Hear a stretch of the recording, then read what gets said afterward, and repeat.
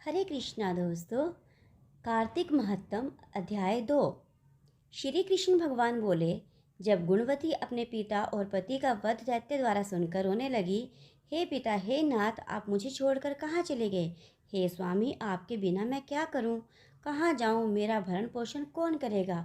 कौन खाने पीने को देगा? और मैं काम काज में चतुर भी नहीं हूँ। तुम्हारे बिना मैं अनाथ हूँ। अब मैं किसकी शरण लूँ? मैं विधवा हो गई हूँ। विधाता का मेरे ऊपर कोप हुआ है।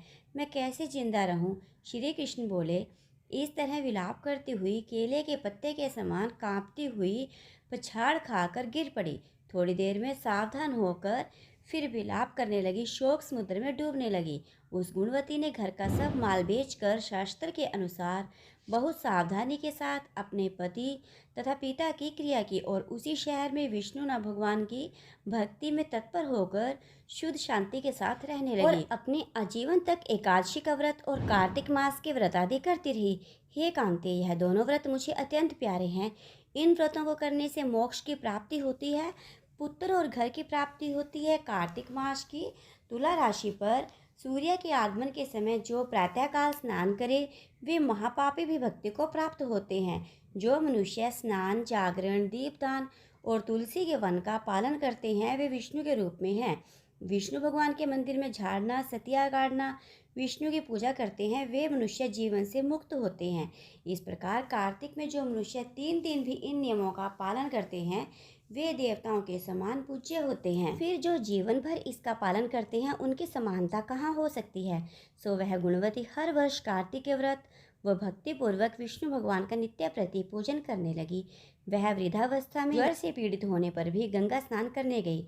जैसे ही गुणवती जल में घुसी, जाड़े से थर थर कांपने लगी। तैसे ही उसने आकाश से आता हुआ एक विमान देखा। शंख, चक्र, गदा, पद्म आदि अनेकों शस्त्रों से युक्त विष्णु के समान स्वरूप वाले पार्षद, गरुड़ ध्वजा व सुंदर अप्सराओं से युक्त विमान में बैठकर गुणवती को बैकुंठ को ले गए और प्रदीप्त अग्नि के समान कांतिमान गुणवती कार्तिक व्रत के प्रभाव से विमान में बैठकर मेरे पास आ गई। जब ब्रह्मादि देवताओं की प्रार्थना से मैं पृथ्वी पर अवतरित हुआ, तब वे गण भी मेरे साथ आए। सोहे कामिनी, वे सब मेरे ये यादव हैं और तुम्हारे पिता देव शर्मा इस जन्म में सत्रजीत हुए और तुम्हारा पति चंद्र शर्मा अक्रूर हुआ।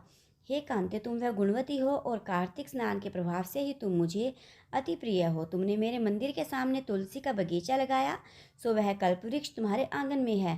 कार्तिक मास के दीपदान के प्रभाव से तुम्हारे देह व घर में लक्ष्मी स्थिर रूप है और संपूर्ण व्रत आदि प्रेम से विष्णु भगवान को अर्पण किए, सो तुम मेरी पत्नी हुई। मृत्यु पर्यंत कार्तिक व्रत लिए, इसलिए मुझसे तुम्हारा वियोग नहीं होता। इसी प्रकार कार्तिक व्रत करने वाले तुम्हारे भांति प्रिय होंगे। यज्ञ, ज्ञान, व्रत और तप से कार्तिक व्रतों का 16वां अंश फल भी नहीं मिलता। सूत जी बोले, सत्यभामा जी पूर्व जन्म के वृतांत जानकर अति प्रसन्न हुई और भगवान कृष्ण को नमस्कार किया। हरे कृष्ण कृष्ण कृष्ण हरे हरे, हरे राम राम राम हरे हरे। अगर आपको कथा अच्छी लगी तो लाइक, शेयर, सब्सक्राइब किए बिना मत जाएं और कमेंट में हरे कृष्ण लिखना मत भूलिए और वीडियो को करें ज़्यादा से ज़्यादा शेयर, ताकि सभी कार्तिक मास के महत्व का फ़ायदा उठा सकें।